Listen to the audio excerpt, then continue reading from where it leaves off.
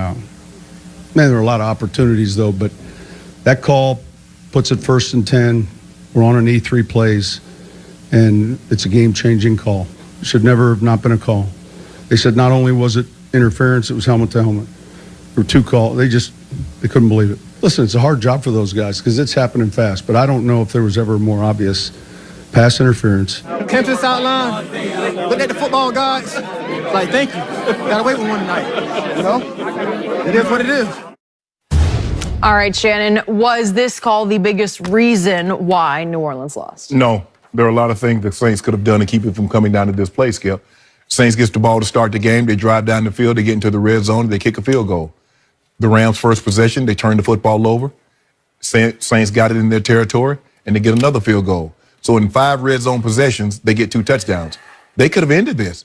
Okay, Sean Payton, tell me what you're thinking. You get this big play to Ted Ginn Jr. You got it 1st and whatever it is at the, 15-yard line. Why are you throwing a pass? Why not run the ball, make them burn a timeout? Okay, you throw it. Are we going to talk about how Drew Brees threw it in the dirt? Now, I told you, everybody didn't want to talk about, oh, you too hard on the quarterback. Drew Brees stepped off a cliff, Skip Bayless. In his last 6 starts in the regular season, 7 touchdowns, 5 interceptions, 6.7 yards per attempt. Over a full season, that's the exact same yards per attempt as Blake Bortles. Drew Brees and the Saints offense has not been the same since they went to Dallas and got beat on that Monday night. Quick point. I completely concur with you. All of the criticism you aimed at Tom Brady, it works on Drew Brees because I think he stepped off the cliff. He's showing diminished skill, diminished arm strength, diminished accuracy, diminished guts, whatever that is. Drew, the Saints and Drew Brees, 10 points in the final 3 quarters. I agree with that. And what are they up? 13 to nothing in 2010?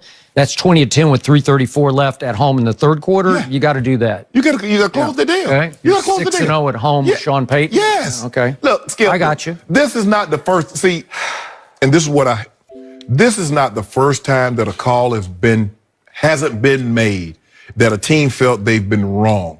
This is just the latest. So everybody gets heightened. Well, they need to change the rules. They need to be able to replay it. They need to be able to do this. No.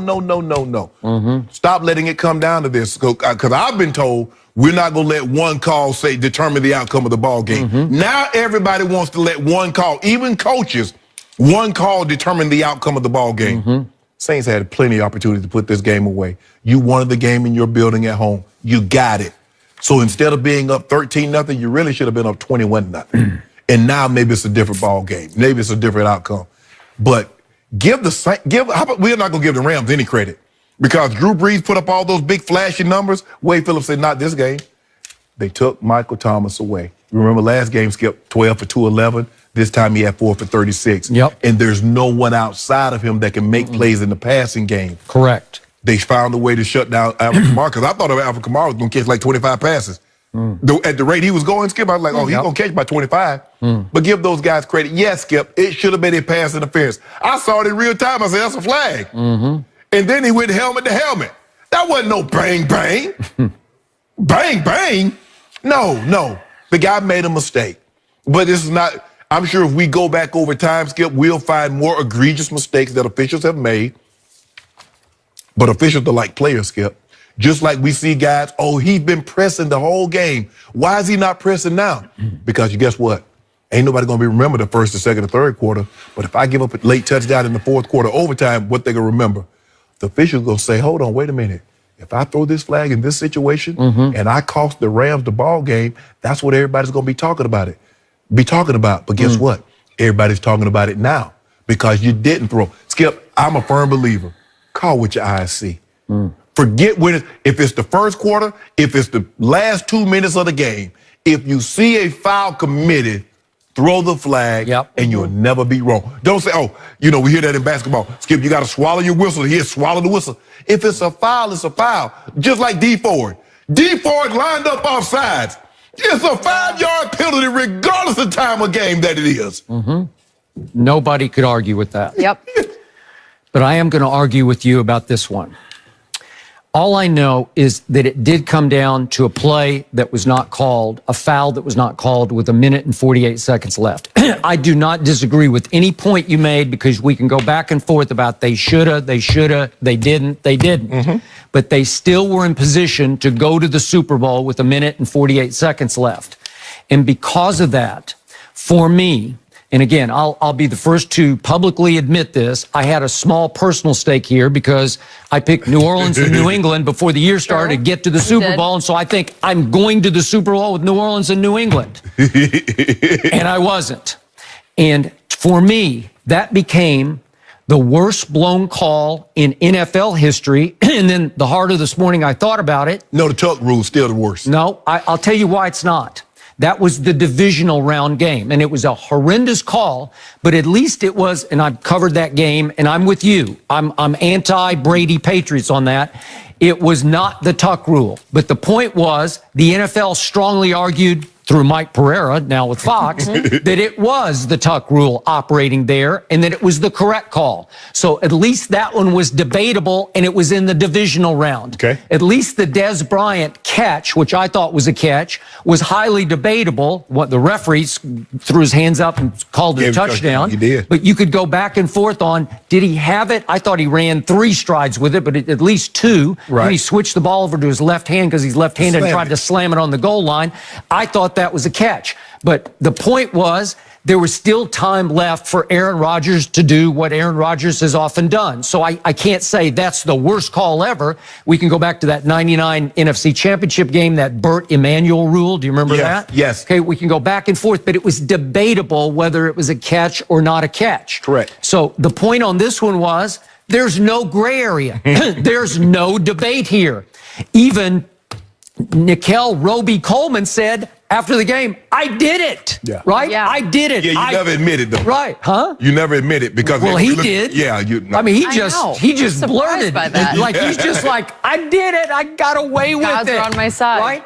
The NFL immediately said after the game from Al Riveron in the league office, we missed it. Yeah. Okay, so it's not even debatable. It's a blown call. It's clearly cut and dried a blown call. Well, I can't remember anything worse in sports history than this one because it simply decided whether the Rams or the Saints are going to the Super Bowl, right? Yeah. And so now you could say the Rams are a counterfeit Super Bowl team. They don't really belong in the Super Bowl. I can make that case because if you throw that flag, and obviously to me, when it happened in real time, I wasn't quite sure what had happened. And then on the first replay, I'm like, wait a minute.